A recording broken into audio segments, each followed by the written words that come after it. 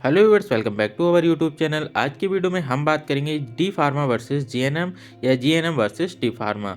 दोनों कोर्स होते क्या हैं, दोनों में काम क्या रहता है, क्वालिफिकेशन क्या होनी चाहिए, एज लिमिट क्या रहती है, कोर्स की फ़ीस कितनी रहती है, एडमिशन कैसे होता है और इसमें कितने साल का कोर्स रहता है, ये भी हम इसमें बात करेंगे। कोर्स कौन कर सकता है, सैलरी कितनी रहती है और आगे स्कोप क्या है, दोनों के बारे में हम बात करेंगे। आपके लिए कौन सा कोर्स सही रहेगा, इसी वीडियो से आपको एक अच्छा डिसीजन लेने में बहुत हेल्प मिलेगी। तो चलिए वीडियो को शुरू करते हैं। सबसे पहले हम बात करेंगे जीएनएम की। जीएनएम कोर्स क्या होता है, तो मैं आपको बता दूं, जीएनएम कोर्स जो है वो एक नर्सिंग कोर्स होता है जो कि 3 साल का कोर्स रहता है। और जीएनएम में काम क्या करना होता है, तो जीएनएम में मैं आपको बता देता हूँ। जीएनएम में जो भी एक नर्सिंग स्टाफ की तरह आप किसी भी हॉस्पिटल में काम कर सकते हैं। देखिए, जैसे कि एक डॉक्टर होता है, एमबीबीएस डॉक्टर होता है या हायर लेवल के डॉक्टर होते हैं, वो जो भी मेडिसिन प्रिस्क्राइब करते हैं वो आपको पेशेंट को पूरी तरह से देखभाल करने के साथ में देनी होती हैं। साथ ही साथ पेशेंट को डेली चेकअप हैं और भी बहुत सारी चीज़ें रहती हैं, वो एक नर्सिंग स्टाफ ही देखता है। तो ये नर्सिंग का काम होता है। बात करते हैं इसकी क्वालिफ़िकेशन क्या क्या होनी चाहिए। तो क्वालिफ़िकेशन के लिए आपके पास 12th पास आउट होना चाहिए और उसमें आपके साथ फिजिक्स, केमिस्ट्री, बायो होनी चाहिए, तभी आप इसको कर सकते हैं। एज लिमिट की बात करें तो मिनिमम एज आपकी 17 साल होनी चाहिए जीएनएम कोर्स में एडमिशन लेने के लिए। कोर्स की फ़ीस बात करें तो देखिए, प्राइवेट में तो इसकी फ़ीस 50,000 से 1 लाख के बीच में होती है, ये कॉलेज पर डिपेंड करती है। लेकिन गवर्नमेंट में आप अप्रॉक्स मान लीजिए 25 से 20,000 के बीच में आपकी फ़ीस रहती है। एडमिशन कैसे ले सकते हैं, देखिए, एडमिशन आप प्राइवेट कॉलेज में डायरेक्ट भी ले सकते हैं और गवर्नमेंट के लिए फॉर्म अप्लाई कर आप एडमिशन ले सकते हैं। जीएनएम जो है वो 3 साल का कोर्स होता है और ये आपको 3 साल के लिए आपकी हॉस्पिटल ड्यूटी भी प्रोवाइड करता है कोर्स ड्यूरेशन में। मतलब आप जब कोर्स कर रहे होंगे तो आपकी हॉस्पिटल ड्यूटीज़ भी लगती हैं, जिसमें आपको प्रैक्टिकली सारी चीज़ें समझाई जाती हैं।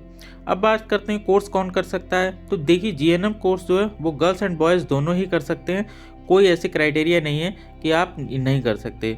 सैलरी कितनी रहती है, तो देखिए, सैलरी अप्रॉक्स बात करें, अगर आपको अच्छा एक्सपीरियंस है तो आपकी 20,000 के समथिंग में ही सैलरी रहती है। जैसे जैसे आपका एक्सपीरियंस इंक्रीज़ होता जाता है वैसे वैसे आपकी सैलरी भी बढ़ती जाती है। अब हम बात करते हैं डी फार्मा के बारे में। डी फार्मा को जब आप डिटेल में इसके बारे में जानेंगे तब आपको पता चलेगा कि दोनों का फ्यूचर क्या है, स्कोप क्या है, सैलरी क्या है और आपके लिए कौन सा बेटर है। तो हम डी फार्मा के बारे में जान लेते हैं। देखिए, जैसे कि नाम से ही क्लियर हो रहा है, डी फार्मा ये एक फार्मेसी कोर्स है, डिप्लोमा फार्मेसी कोर्स है। डी फार्मेसी में अगर आप कर लेते हैं तो आपका काम क्या रहता है, आप एक फार्मेसी मेडिकल स्टोर ओपन कर सकते हैं या किसी हॉस्पिटल में एज अ फार्मासिस्ट जॉब कर सकते हैं और आपका काम सिर्फ फार्मेसी डिपार्टमेंट में ही ज़्यादा रहता है। बहुत कम ऐसा रहता है कि आपको क्लिनिकल फार्मेसी में भी काम मिल जाए। तो इसके बाद हम करते हैं इसकी क्वालिफ़िकेशन क्या होनी चाहिए। देखिए, इसके लिए आपको 12th पास आउट होना चाहिए, फिजिक्स, केमिस्ट्री, मैथ या फिजिक्स, केमिस्ट्री, बायो, मतलब साइंस स्ट्रीम से आप पास आउट होने चाहिए। मिनिमम 50% आपके मार्क्स होने चाहिए। अब बात करते हैं इसमें एज लिमिट क्या होती है। तो इसकी एज लिमिट जो है वो होती है 17 साल, मिनिमम एज आपकी कम होनी चाहिए डी फार्मा में एडमिशन लेने के लिए। कोर्स की फ़ीस कितनी रहती है, इसकी भी कोर्स की फ़ीस जो है आपकी 1 लाख रुपए पर ईयर के हिसाब से ही रहती है। मतलब आप अगर प्राइवेट कॉलेज से करते हैं तो 1 लाख के समथिंग में ही आपकी फ़ीस रहती है और गवर्नमेंट कॉलेज में इसकी फ़ीस जो है वो कम हो जाती है। एडमिशन लेने के लिए अभी के टाइम पर मैं आपको बता देता हूँ, चाहे प्राइवेट में एडमिशन लेना चाहते हैं चाहे गवर्नमेंट में एडमिशन लेना चाहते हैं, डी फार्मा में खासकर उत्तर प्रदेश की बात करूँ तो आपको एंट्रेंस एग्ज़ाम देना होगा, तभी आप जो है एडमिशन ले सकते हैं। ये इसमें एक नया रूल इसी ईयर से लागू हो चुका है। कितने साल का कोर्स रहता है, देखिए, डी फार्मा जो है वो 2 साल का कोर्स रहता है।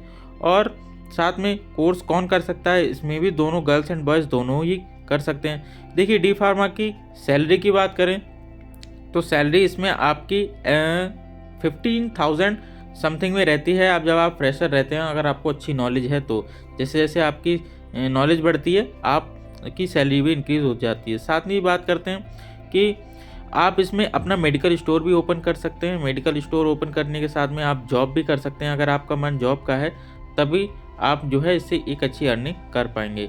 दोनों में क्या डिफरेंस है आपके सामने क्लियर हो चुका है। बात करें फ्यूचर स्कोप की, देखिए फ्यूचर स्कोप दोनों का ही बहुत अच्छा है, लेकिन हाँ एक चीज़ रहती है, जीएनएम कोर्स जो है उसके ज़रिए गवर्नमेंट वैकेंसीज ज़्यादा निकलती हैं in comparison to D pharma. D pharma में वैकेंसी कम रहती हैं, जबकि जीएनएम में काफ़ी अच्छी वैकेंसी रहती हैं। और वैसे भी प्राइवेट सेक्टर में नर्सिंग स्टाफ की मांग बहुत ज़्यादा रहती है, कंपेयर करें डी फार्मा से या फार्मासिस्ट से, तो जीएनएम जो या नर्सिंग स्टाफ की मांग ज़्यादा रहती है।